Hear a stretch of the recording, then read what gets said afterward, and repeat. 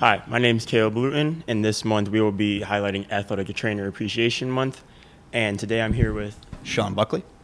and as a student athlete here, and as I think I speak for all the student athletes, that just want to thank you and all the other trainers for all the work you guys put in to help us compete at our best. Thanks a lot for that. Yeah, appreciate that.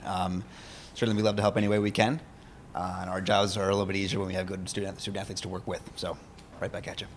Thank you. So, how many years have you been an athletic trainer or worked in a similar position? I've been a certified athletic trainer for 6 years. This is my 4th full year at Nazareth. I got my undergraduate degree at SUNY Brockport, and then I did 2 years at Ohio University as a grad assistant, where I was the athletic trainer at a 2-year college called Hocking College in Southeast Ohio, Nelsonville, Ohio. I had a little 10-week stint filling in for somebody at a high school in Central Ohio called Burn Union. And then once I graduated from there, not too far from the area, I grew up, so I saw there was a position open at Nazareth and applied and got the job and been here ever since. Nice. So you're pretty young in this field, right? Yeah. Okay, that's what I thought. So what motivated you to become an athletic trainer? I got a little lucky getting into it. Going out of high school, didn't know what I wanted to do, but I knew I wanted to be a part of sports somehow. I had a passion for sports growing up, wanted to work in athletics. Really wasn't sure how, though. Even before Brockport, I was going to go to FLCC, and I knew that going out of high school. And actually, my mother and I were looking at the majors catalog, a book of majors. Stumbled upon athletic training. And I never knew mine in high school. Didn't even know what it was. But read the description of it and said it's something that appealed to me. My mother was a nurse, so health and well-being was always a priority growing up as well. So I thought, what better way to combine the two than a field where it's sports and it's medicine. So, and also knowing about the human body and knowing about stuff like that, I thought would be invaluable for life, stuff you can use throughout. And sure enough, took a stab at it at FLCC, loved it, went on to Brockport, and then here we are. Wow. Some good growth right there. So, at Naz, so far, what has been your favorite moment? That's a tough question, which is, I guess, a good sign that in 4 years I got too many to pick from. I'd say anytime I get to work with a team where they're competing in the postseason, I think it's a great firsthand example of how far hard work can go.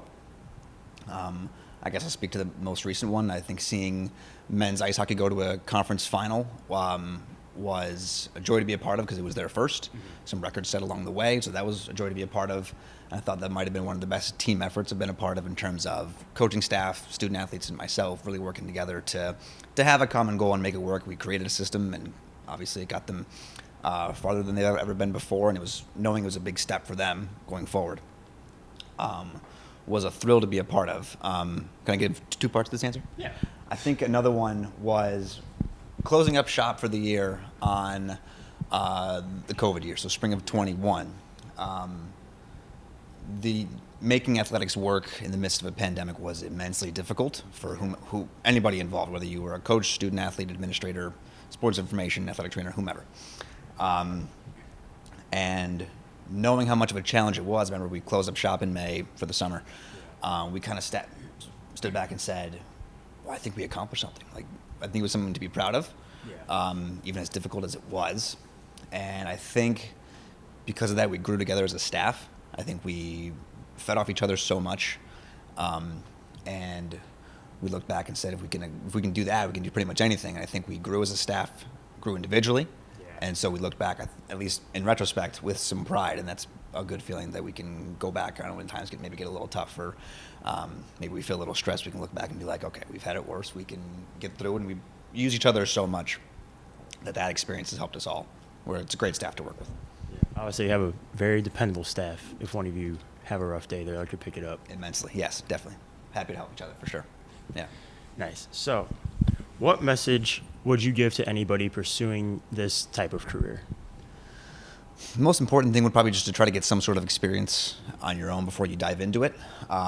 Certainly reading the description in a course catalog is one thing, and it sounds great, but there's no substitute for being able to see what's going on or maybe even get some hands-on experience. Certainly we're visible people at practices and at games and all that kind of stuff, but there's a ton of behind-the-scenes work that maybe doesn't quite get recognized or people just don't see. A lot of daily day in, day out type stuff. But also kind of evaluate yourself. I'd say keys to success are, if you think you're somebody, certainly, well, you have to want to help people. That's the first thing. But if you consider yourself to be adaptable and flexible, this is a profession that has quite a bit of that, whether it's changing because of inclement weather or schedules changing, or athletics does not work in a 9-to-5 schedule.